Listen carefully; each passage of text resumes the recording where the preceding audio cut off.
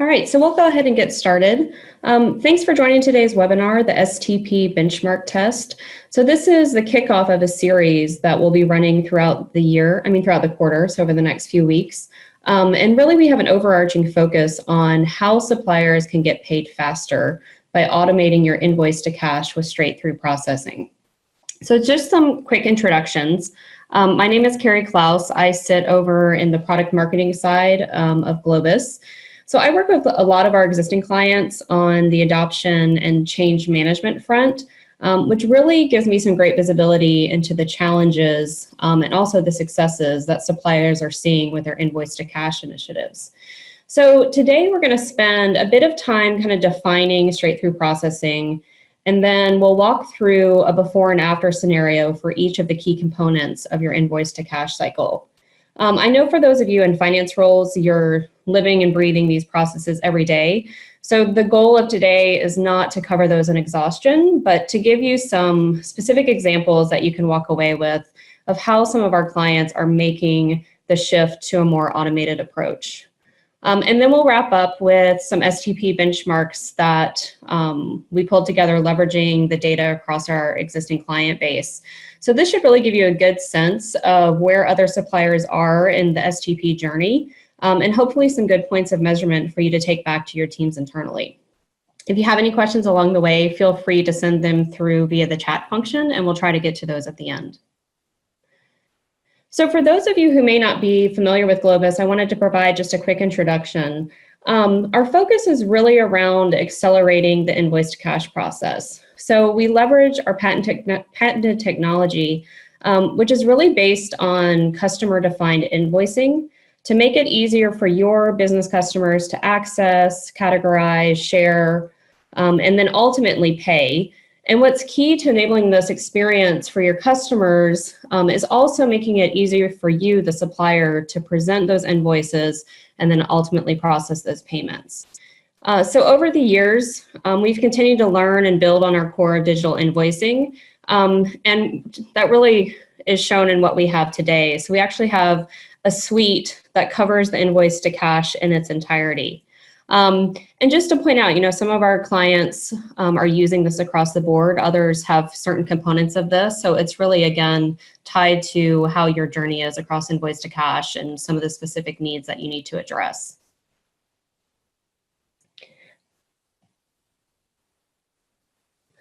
I'd say that a lot of our continued advancements have been driven by our partnership network.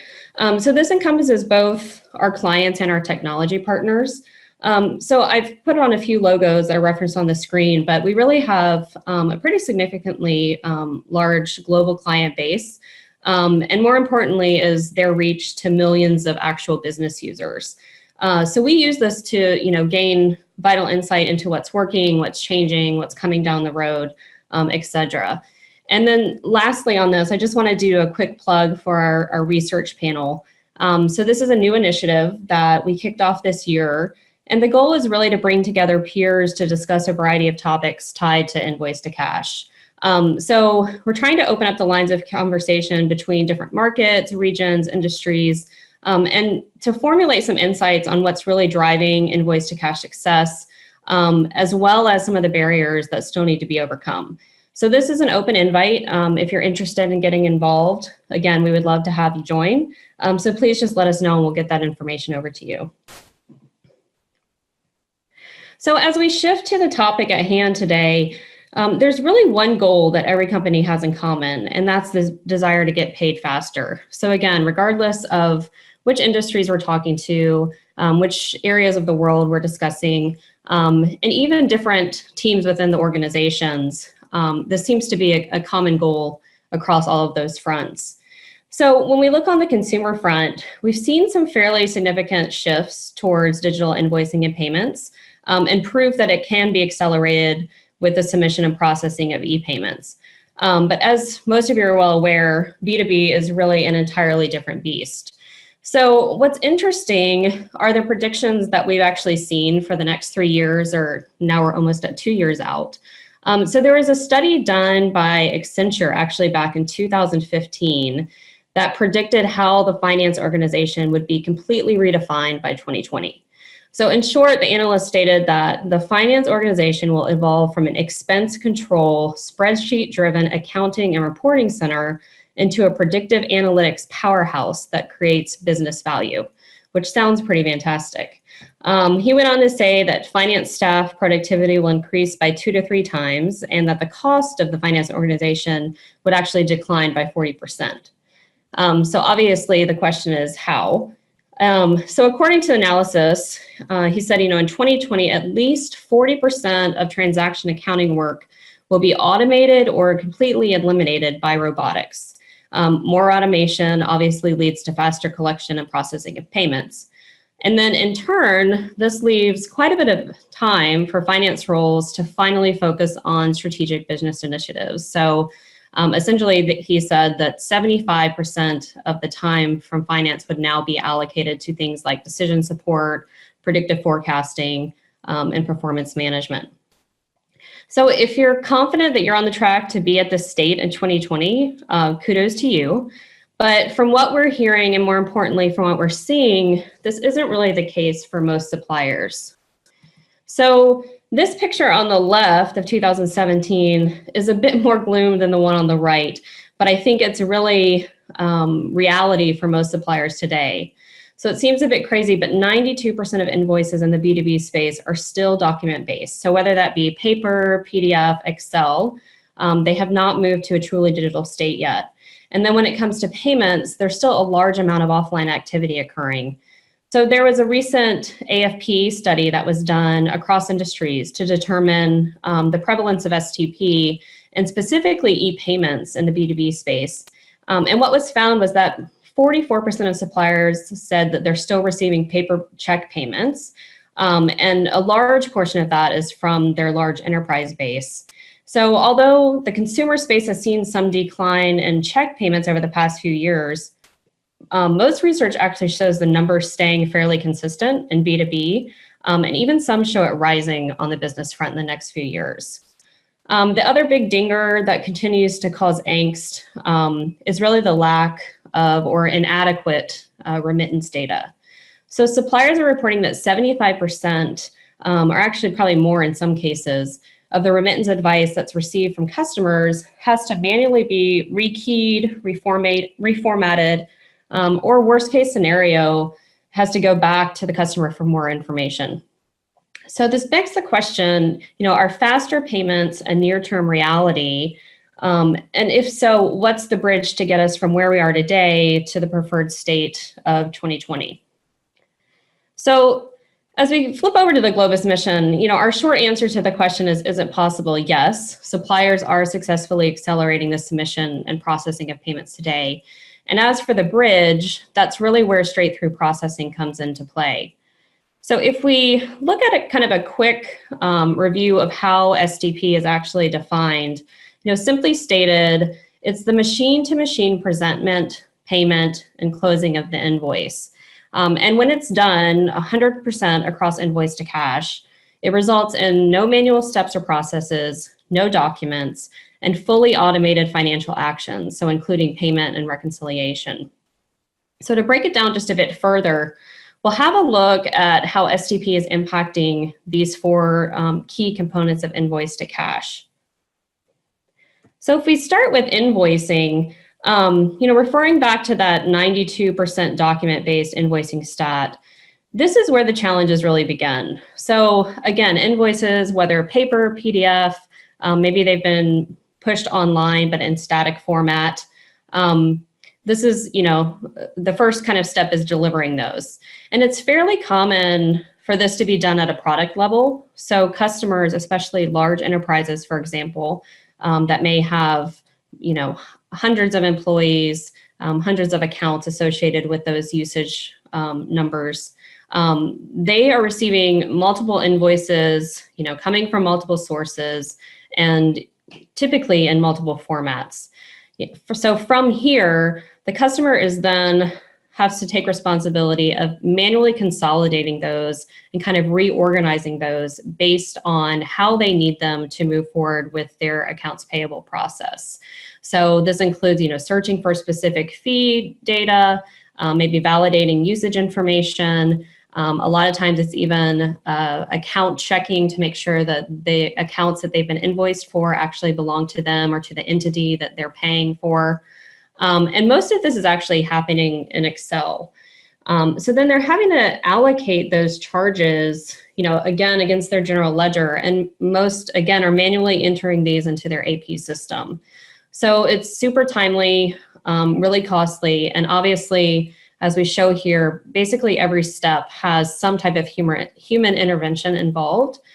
So there's really a lot of room for error.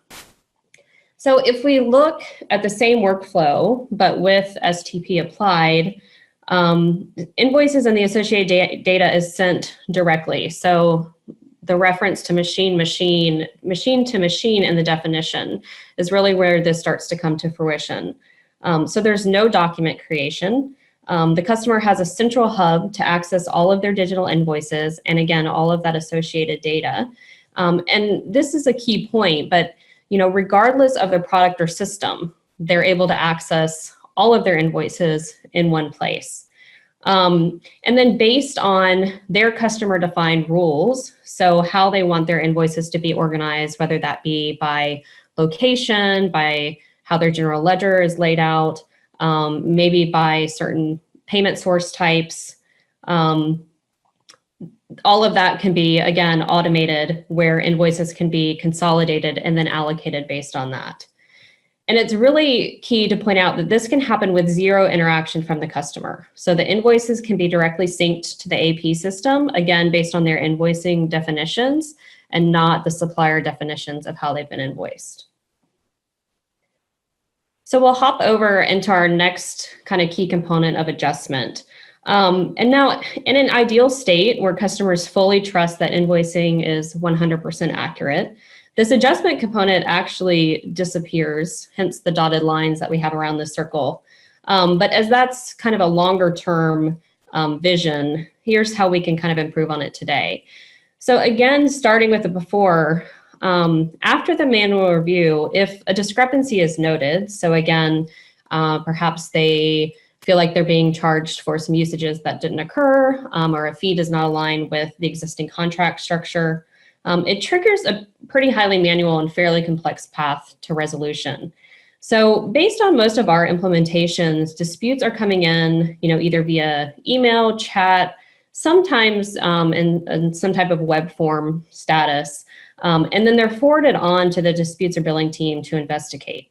So while that manual investigation is occurring, which typically means going into multiple systems, again, searching back through invoices that might be sitting within different systems, the payment kind of falls into this holding pattern.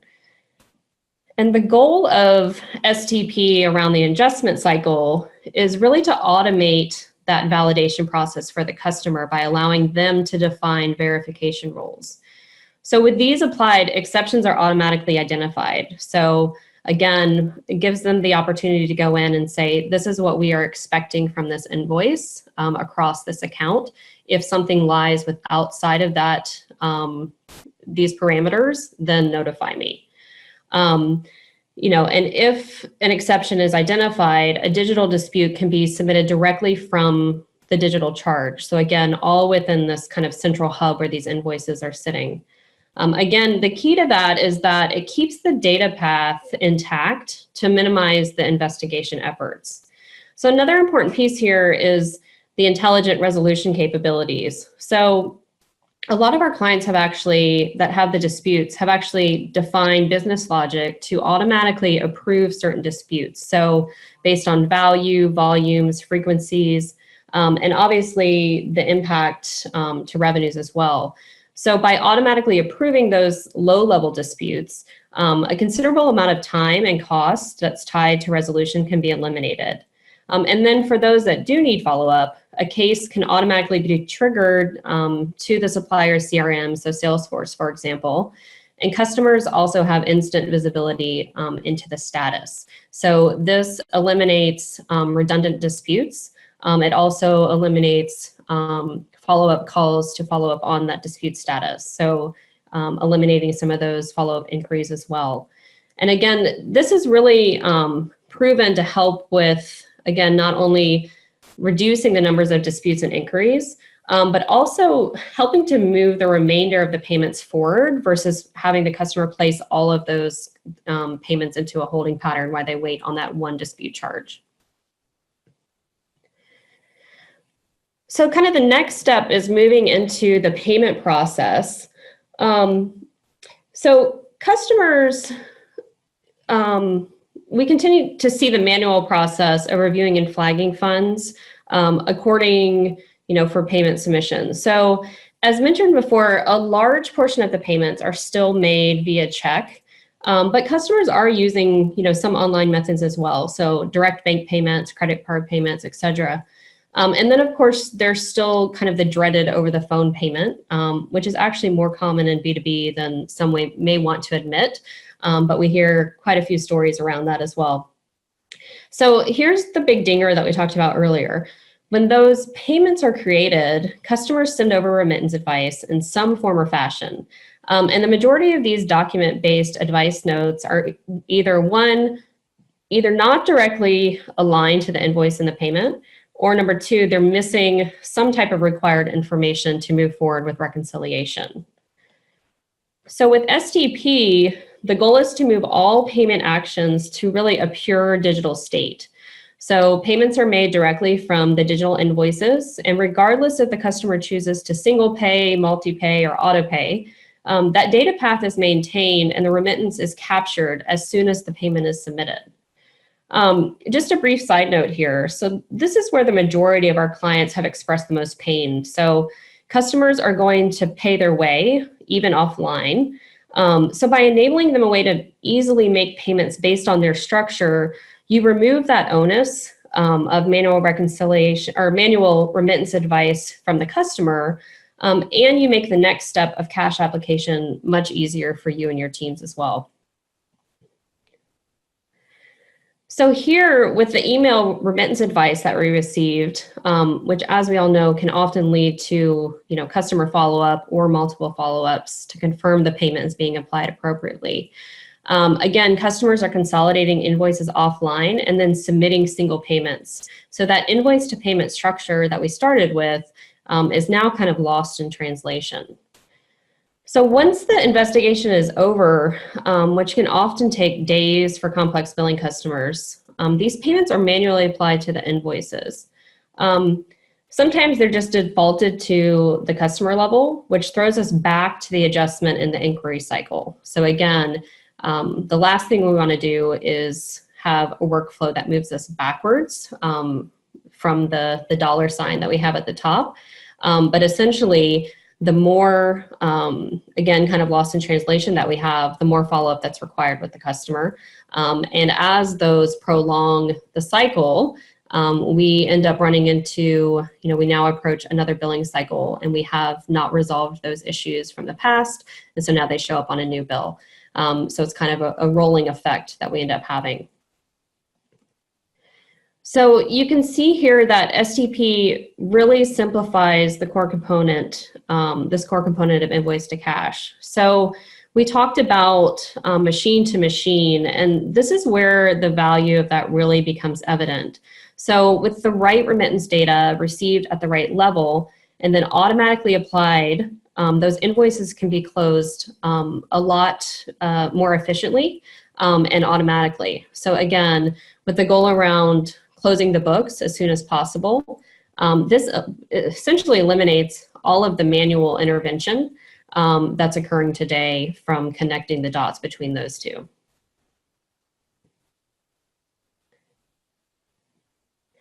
So if we hop into kind of the benchmark test, the goal around this is to see, how do you really measure your level of straight-through processing? So again, as you see on the top right, these three are really the ultimate test of STP. So again, no manual steps, no documents, and automated financial actions. But as we know, this is a pretty complex process, and it's a little bit hard to track against those kind of high level. So what we've done is broken this down per component, which you can see here on the screen. And essentially, to put this in context, we've compiled data across our client base, which ranges from customers serving around 10,000 business customers upwards to the 500,000 mark. Majority of our clients have really been focused on kind of solving the challenges specifically around enterprise and down into the mid-market segments. So that's the data that we have reflected here. But there's also a really big opportunity in the SMB space as well. And we're actively working that with, I would say, the majority of our clients as well. It's a little bit of a different approach.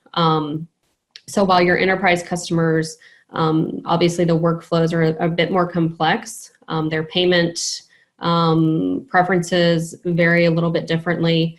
The goal around SMB, is really, again, to automate as much as possible. So if you can get that massive, the massive numbers that typically sit within that SMB space to, for example, move to an auto pay status, the results can be pretty substantial.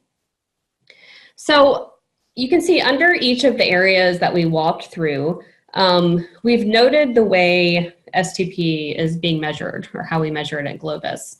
So while I'd love to say that all of Globus's clients have achieved 100% straight-through processing across their entire invoice-to-cash, that's not the case, and that's ultimately why it's our mission. So there's still plenty of work to do, and it's definitely an evolving area.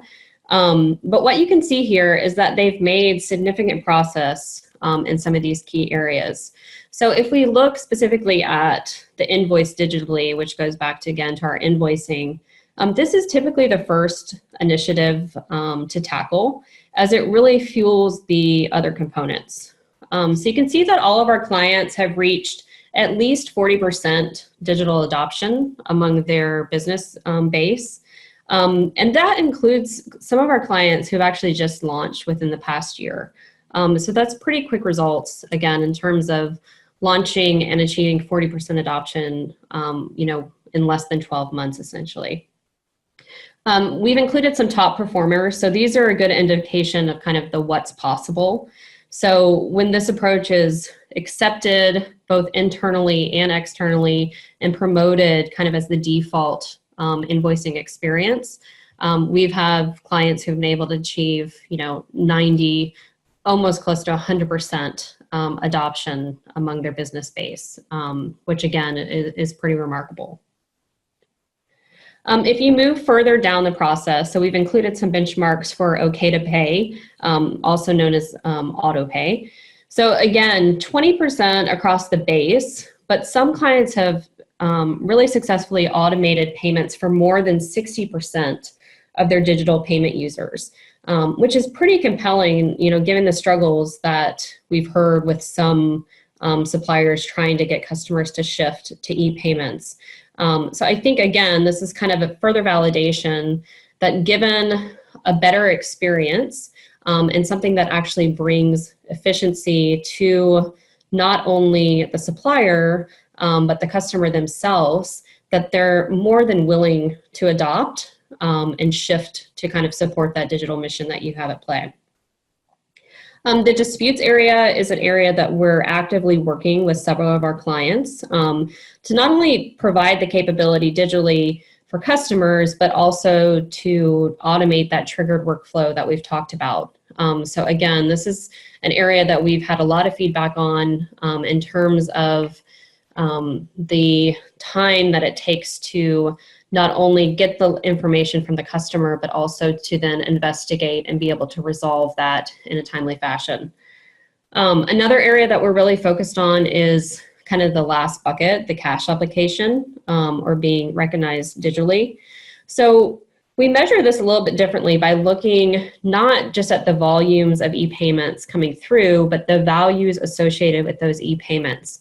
So essentially our top performer has 16% of their monthly invoice values being paid and automatically reconciled within their systems. So some of the work that we're doing around this is additional integration points to make it easier for some of your really large enterprise customers, for example, to move to that digital payment state. So really connecting the dots between their AP systems and your AR systems. And again, trying to eliminate as much manual steps and human intervention as possible.